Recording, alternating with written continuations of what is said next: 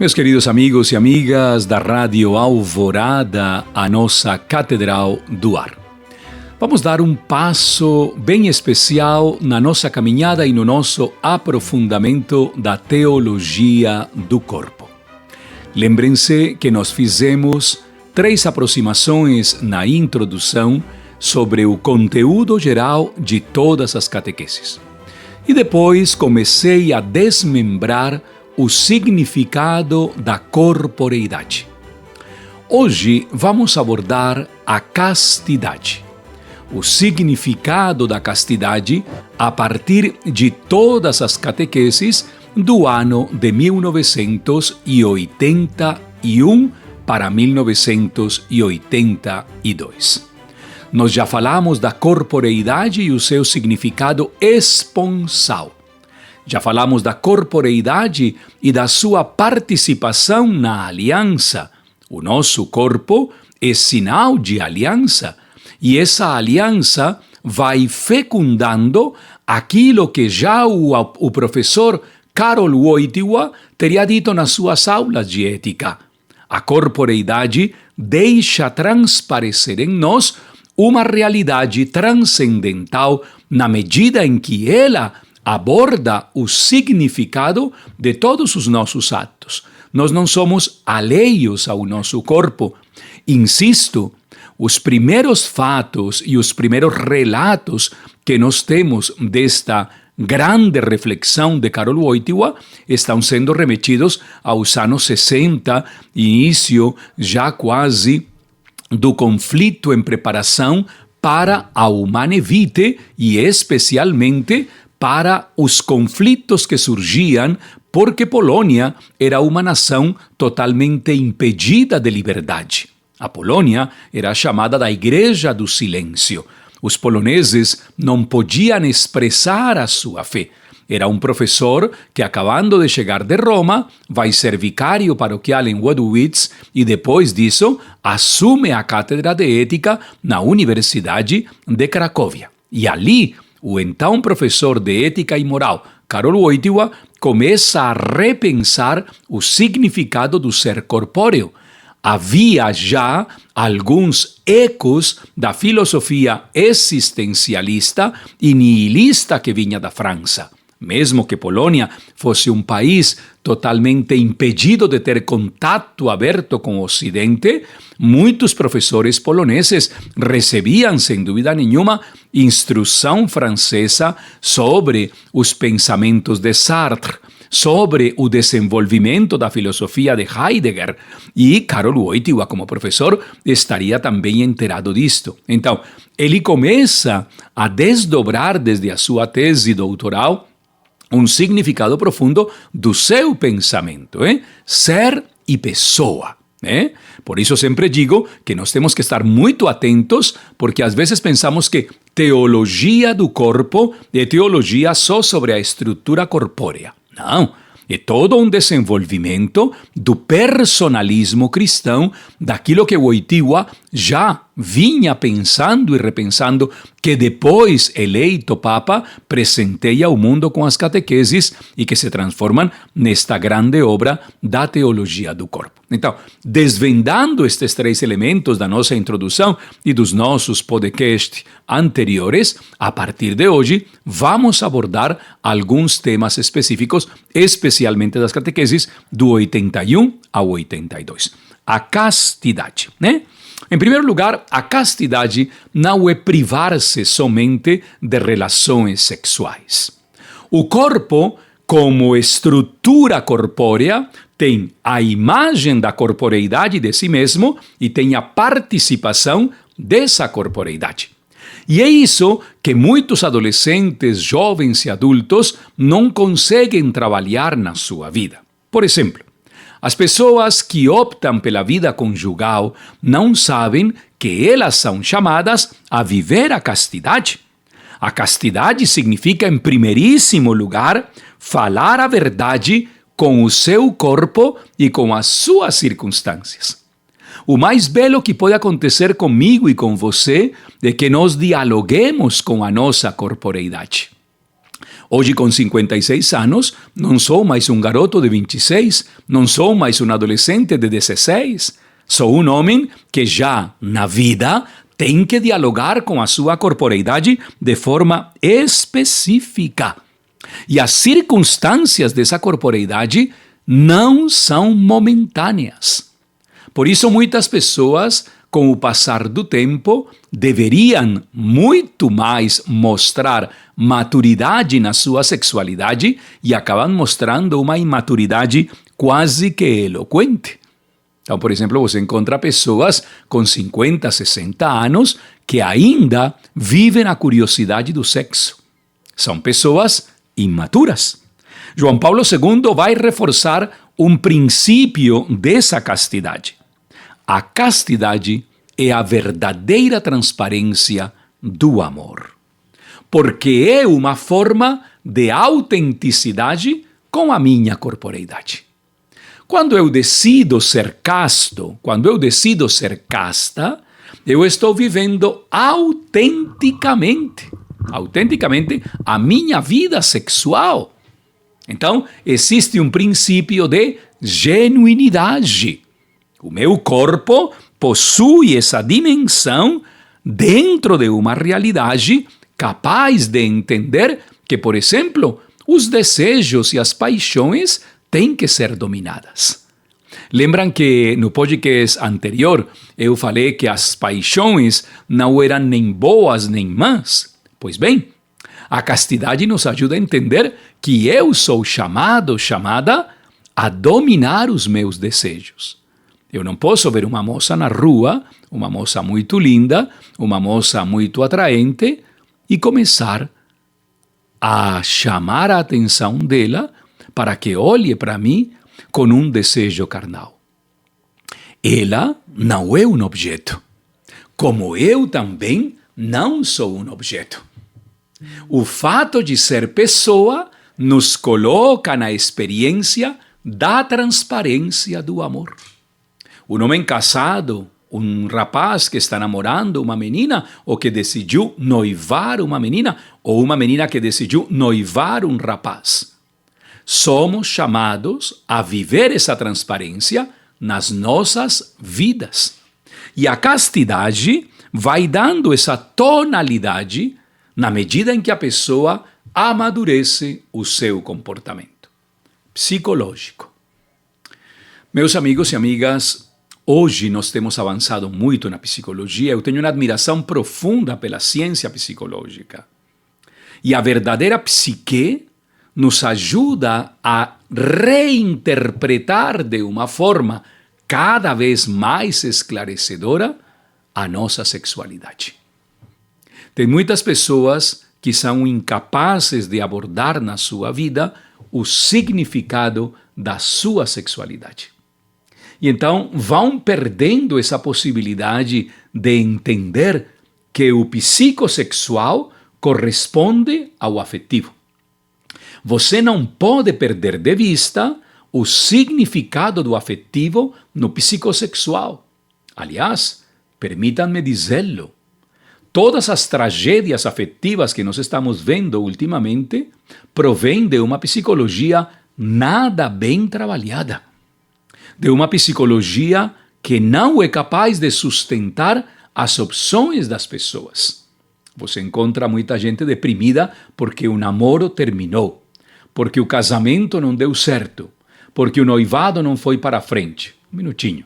Vamos fazer uma análise que nos permita entender quais são os elementos psicológicos, muitas vezes pautados por dependências, e João Paulo II já o diz no texto de Amor e Responsabilidade.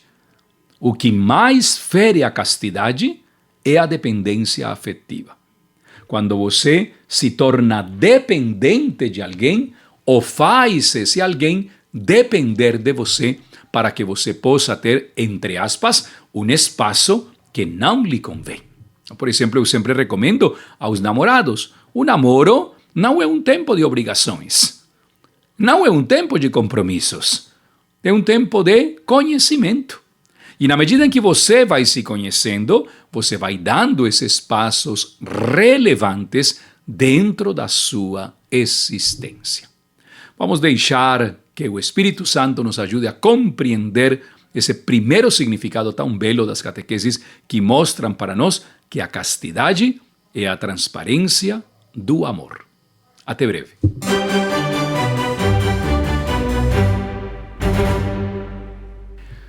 Bom, estamos de volta no nosso podcast, que também você pode acessar através do Spotify da nossa Rádio Alvorada Catedral do Ar ou através do nosso YouTube, que você pode acompanhar o vídeo e o áudio.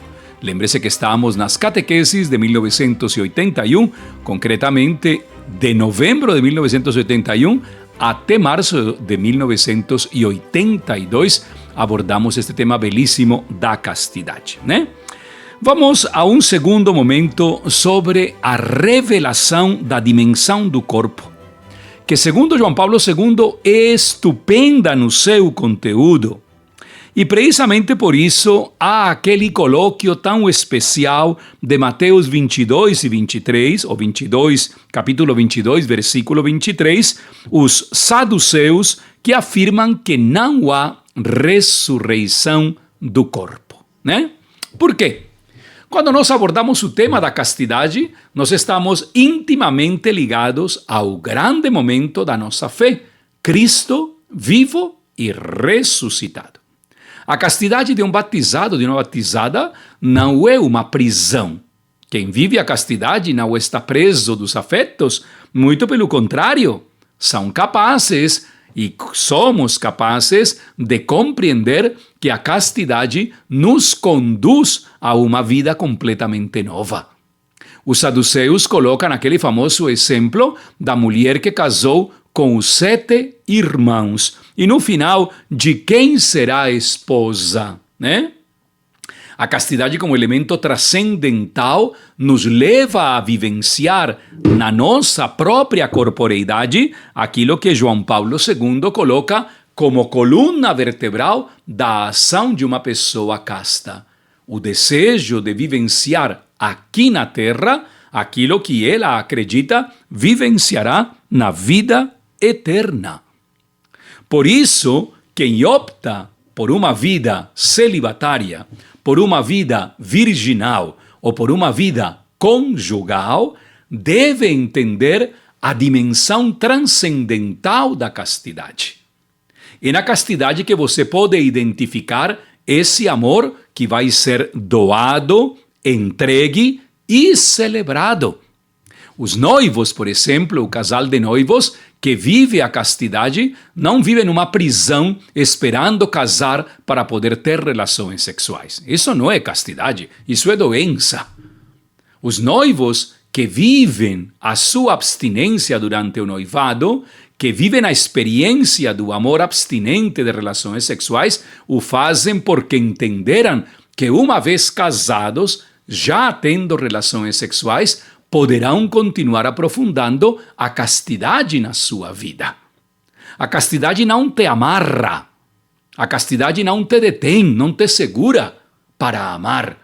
A castidade te torna muito mais apropriada na interioridade da tua vida como pessoa para que ames verdadeiramente. Nesta catequese, João Paulo II faz uma definição belíssima. Aliás, eu considero que há uma afirmação única. Abro aspas e sigo o texto original. Cristo repete ainda uma segunda vez o fato de pronunciar-se abertamente. Vós estáis enganados, pois desconheceis o poder de Deus. A castidade como virtude brota de um chamado que Deus faz a todos nós. E alguém me diz sempre, não? E quando digo alguém, não estou colocando uma pessoa simplesmente em concreto, nem muito menos uma pessoa para exemplificar a situação. Esse alguém posso ser eu mesmo. Ser casto é impossível. Os discípulos também o dizem abertamente a Jesus. Senhor, isto é duro demais. A castidade pode parecer algo excessivamente exigente, Mas quando desde crianças, quando desde o ventre materno, quando no nosso crescimento espiritual, quando na nossa vida pessoal, vamos descobrindo a riqueza de sermos castos, entendemos que o prazer pelo prazer é mera manipulação. A castidade te dá a veia, a força e o caráter para que a tua sexualidade possa verdadeiramente ser vivida na integralidade da tua corporeidade.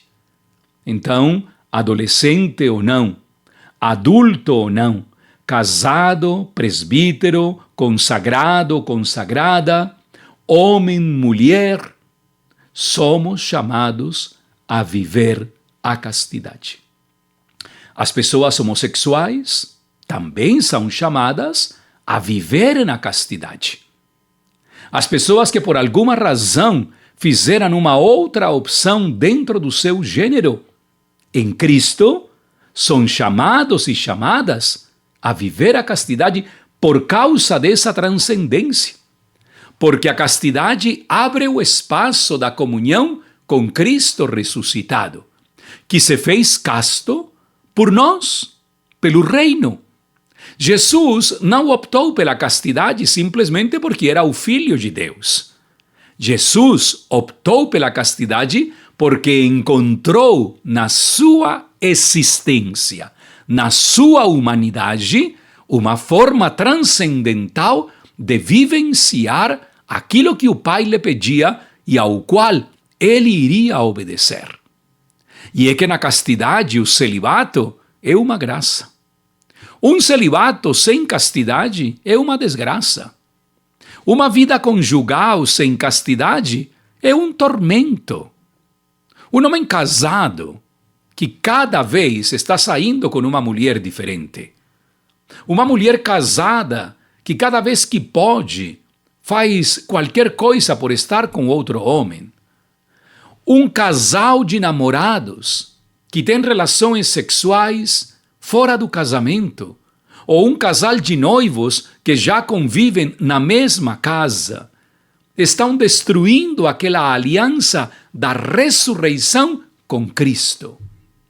E João Paulo II nos coloca este grande desafio a todos nós. Quando eu entendi isto, a minha vida de presbítero mudou. Porque eu me ordenei com 27 anos e não estava pronto ainda para entender a grandeza do ser casto.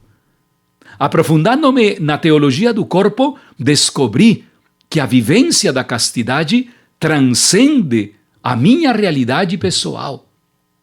Eu estou muito preocupado porque alguns influencers católicos estão colocando nas redes sociais algo que não é cristão. A castidade vivida pelo reino tem um significado transcendental. A castidade dos estoicos não é transcendental. E está havendo muito comentário estoico nas redes sociais católicas que não beneficia absolutamente ninguém. O batismo me chama a ser casto, me chama a ser casta. Muitas pessoas com problemas de pornofilia, pessoas adeptas ao pornográfico, estão colocando nas redes sociais que elas têm o segredo para que a pessoa saia da pornografia. Isso é propaganda estoica. Para poder sair da pornografia, para poder sair da masturbação, para poder sair da prostituição, para poder sair da fornicação, eu e você somos chamados a viver a beleza do nosso batismo em Cristo casto. Não reprimido, não, casto. A castidade abre o horizonte da transcendentalidade e por isso o Senhor me chama a viver plenamente a opção que eu fiz na vida. Uma pessoa casta é uma pessoa feliz, uma pessoa alegre, é uma pessoa que sofre porque tem muitas limitações, mas não tem medo, como disse na primeira parte do podcast, de dialogar com o seu corpo. Com esse corpo que é maravilhoso.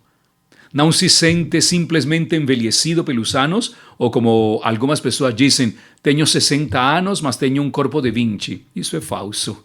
O meu corpo é de 60, a minha cabeça é de 60, o meu ser sexuado e sexual é de 60. Viver a castidade não é só um desafio, é viver em sintonia com a ressurreição de Cristo. Daqui a pouco nos vemos para nosso terceiro momento do podcast da catequese do 11 de novembro até o dia 4 de março de 1982.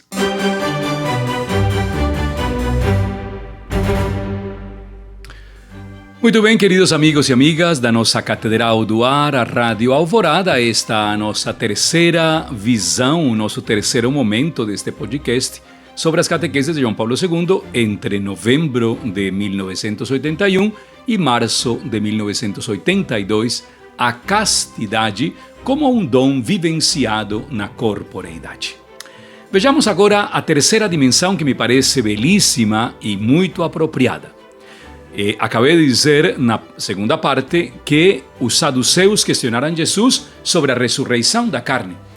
Nós temos o capítulo 15, sim senhor, o capítulo 15 da primeira carta de São Paulo aos Coríntios, que nos traz tudo aquilo que eu chamaria de antropologia da ressurreição. O que quer dizer isso?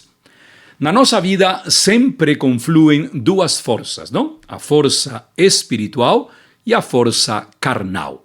As duas são igualmente belas, as duas nos ajudam a viver e a vivenciar essa integralidade daquilo que nós recebemos da parte de Deus e da forma como nós vivemos e trabalhamos a nossa sexualidade como um todo. Nessa antropologia da ressurreição, São Paulo também afirma que há algumas forças que às vezes nos deixam um tanto para baixo e nos conduzem, por forças humanas necessariamente, nos conduzem a viver uma vida um tanto deslocada da vontade de Deus, daquilo que Deus quer de nós.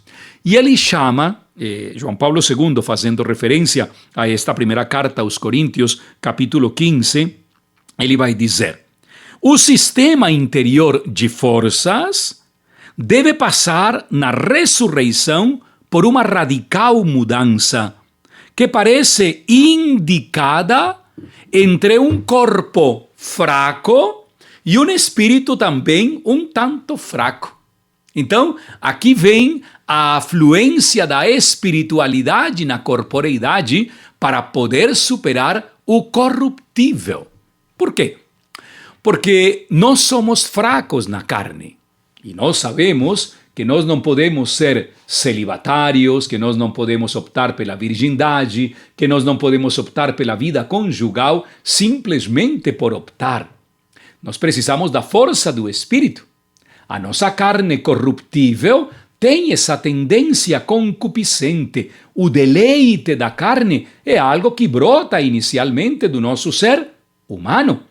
E nós não podemos ver isso como se fosse algo fatídico, como se fosse algo negativo. Aliás, eu me assusto quando vejo pessoas que só confessam o pecado contra o sexto mandamento.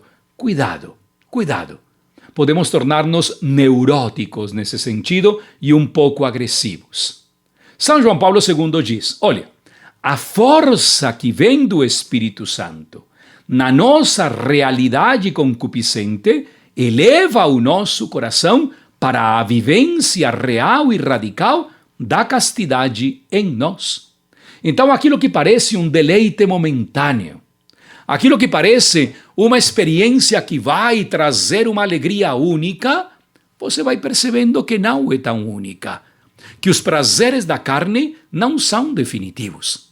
Entanto que o prazer do Espírito traz em nós toda a complementariedade daquilo que muitas vezes falta na nossa corporeidade. Essa experiência e essa troca de forças, dirá São João Paulo II, nos permite entrever na antropologia da ressurreição dois elementos valiosíssimos.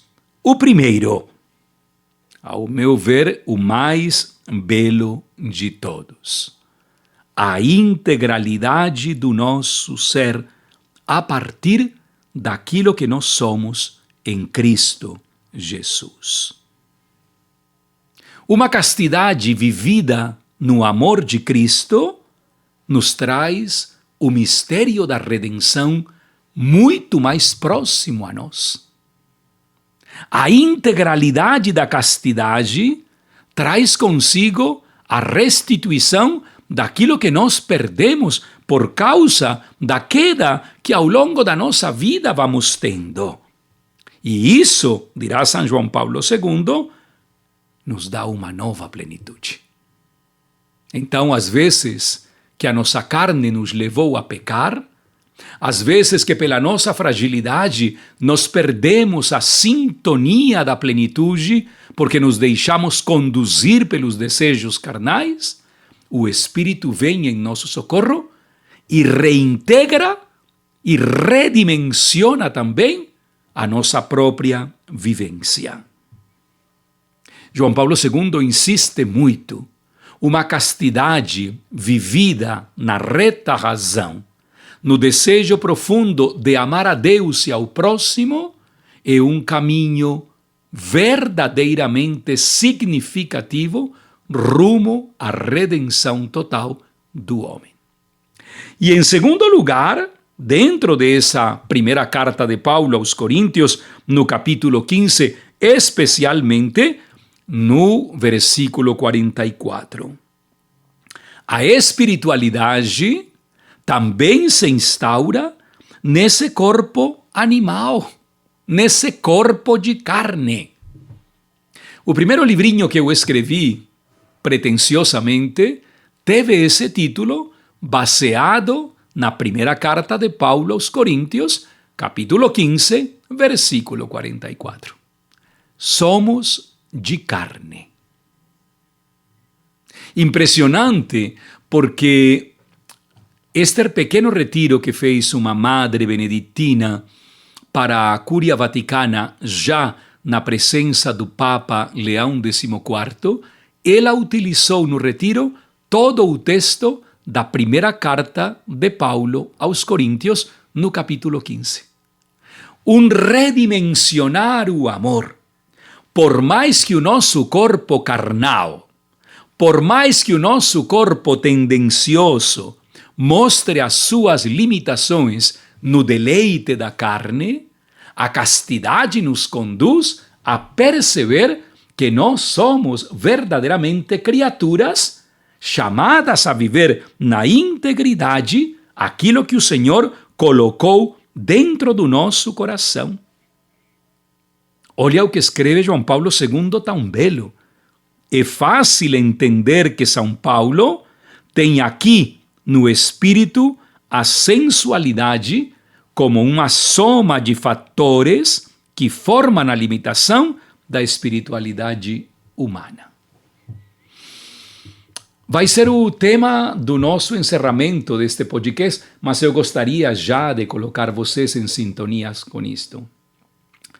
A sensualidade própria do corpo, o ser sensual. Há uma grande oposição entre o ser sensual e o ser sensitivo. A sensualidade muitas vezes corresponde única e exclusivamente ao apelo do desejo. A sensibilidade sempre corresponderá aos apelos da alma. O mundo está se tornando cada vez mais sensual. Na incorporação de uma antropologia mundana, nós vemos na esfera mundial a sobrecarga sobre as imagens corpóreas. Homens e mulheres devem ter corpos perfeitos, sensuais, atraentes.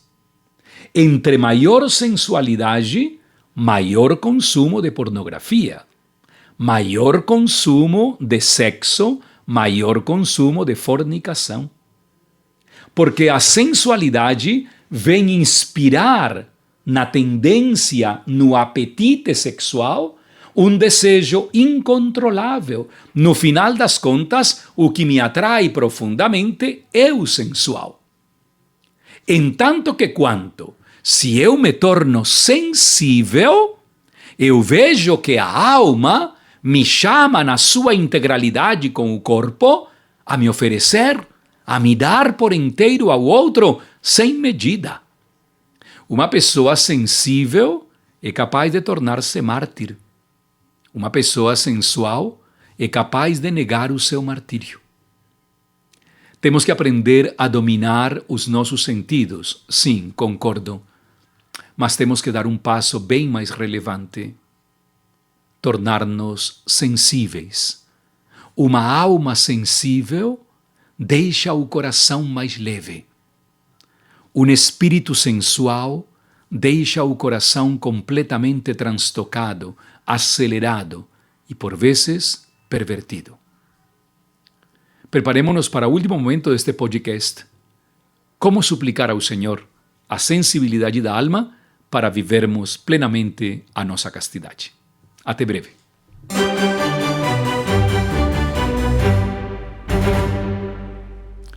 Queridos amigos e amigas da Rádio Alvorada, você que nos está seguindo através do podcast, você que nos está seguindo através do Spotify e também através do YouTube, na experiência belíssima da teologia do corpo. Chegamos no quarto e último momento deste podcast sobre a castidade. Eu gostaria de dizer para vocês, como estava comentando agora aqui no estúdio in off, é muito emocionante porque isto toca as fibras íntimas da vida da gente. Não só vocês estão sendo beneficiados. Eu me beneficio profundamente com este presente que São João Paulo II nos deixou da teologia do corpo. A superação da sensualidade e o fortalecimento da sensibilidade humana. Para podermos compreender isto, que seria o nosso ponto final, eu gostaria de trazer aqui dois grandes autores, Aristóteles e Santo Tomás. Aristóteles criou uma teoria chamada ilemórfica. Então, matéria e forma. Durante muito tempo, as pessoas chegaram a pensar que a matéria era completamente defeituosa, que a matéria só tinha defeito, que a matéria só tinha problemas, que a matéria só tinha praticamente participação do mal. Jamais. A matéria é um dom constitutivo no processo da humanidade. Por isso, nós devemos superar cada vez mais o dualismo. Quando você encontra pastorais, grupos e tantos ambientes dualistas, você percebe que ali não foi compreendida a proposta de uma antropologia integral. Depois, Santo Tomás nos deu o conceito de alma, que não é só ilemórfico.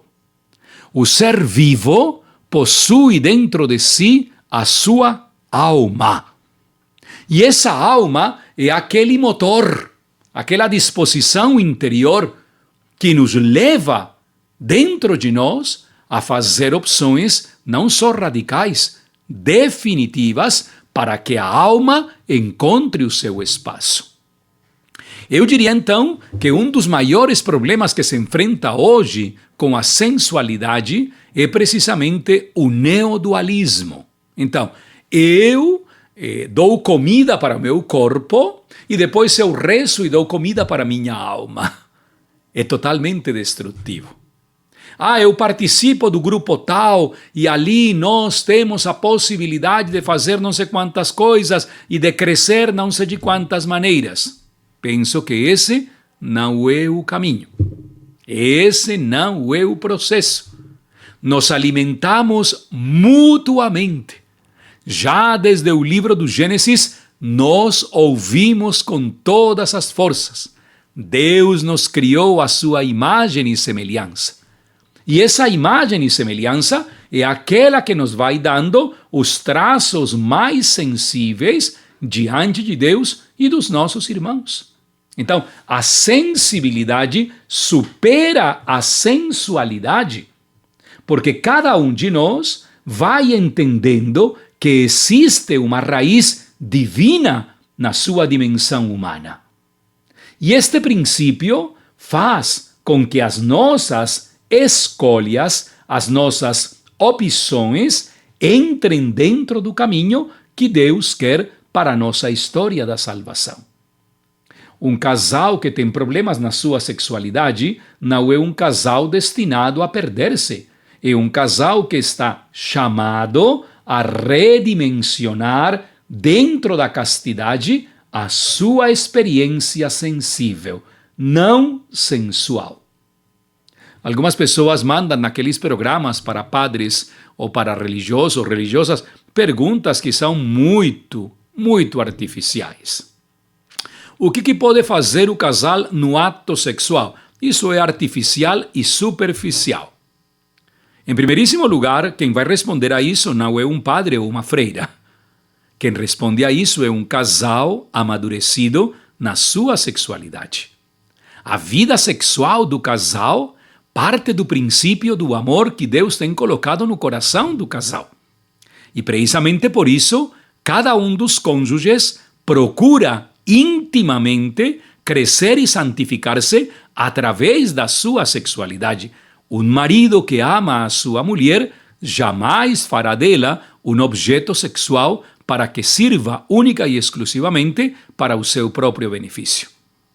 Uma mulher que ama o seu marido sempre encontrará na experiência sexual com seu marido a dignidade do ato sexual que é capaz de transformar e de renovar neles o amor que Deus lhes ofereceu. Por isso, a grandeza do método Billings. O método Billings não é um método contraceptivo. O método Billings é a proposta que desde a natureza a igreja oferece para que os casais entendam a beleza da sua castidade. O mesmo acontece comigo e acontece com tantos homens que optaram pelo celibato, com tantas mulheres que optaram pelo celibato ou pela virgindade. Nós não estamos castrados da nossa vida sexual. Nós oferecemos desde o nosso celibato aquilo que a nossa integridade humana permite oferecer e integrar como elemento constitutivo da nossa vocação. De não ser assim, nós entraríamos no pior de todos os conflitos. Além de sermos uma sociedade farisaica e hipócrita, nós diríamos que todos os votos que nós fazemos são votos falsos, dualistas.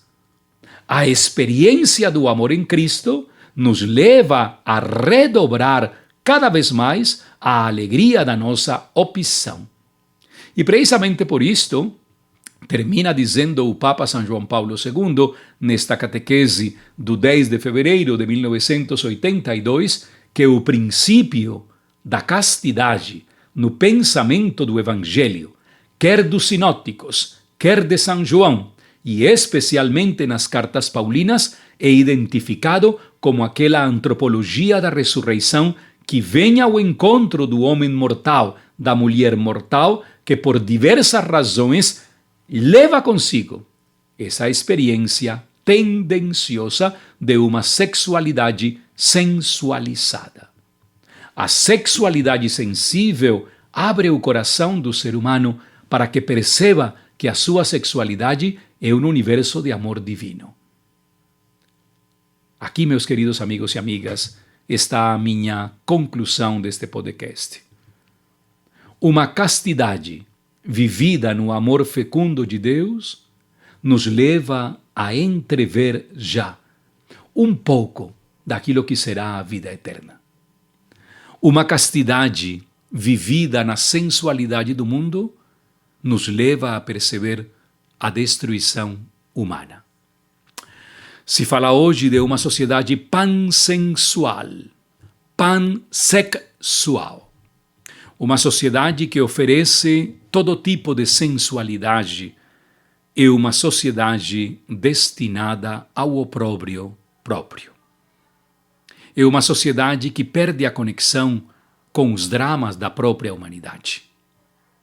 Por exemplo, quando você vê que no meio das guerras mais agressivas de todas, talvez, a faixa de Gaza, onde as crianças não têm o que comer, onde os homens e as mulheres que estão ali sofrendo vivem o drama da fome.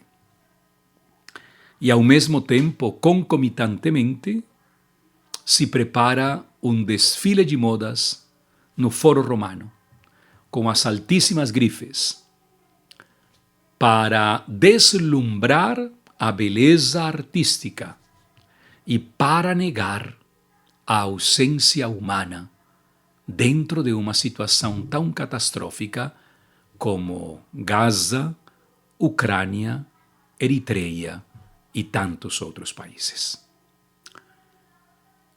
O mundo sensual nega a dor. O mundo sensível acolhe a dor. Que a nossa sexualidade seja sensibilizada pelo amor de Deus em nós. Muito obrigado pela sua participação neste podcast. Castidade, proposta do amor de Deus numa sexualidade sensível. Até a próxima.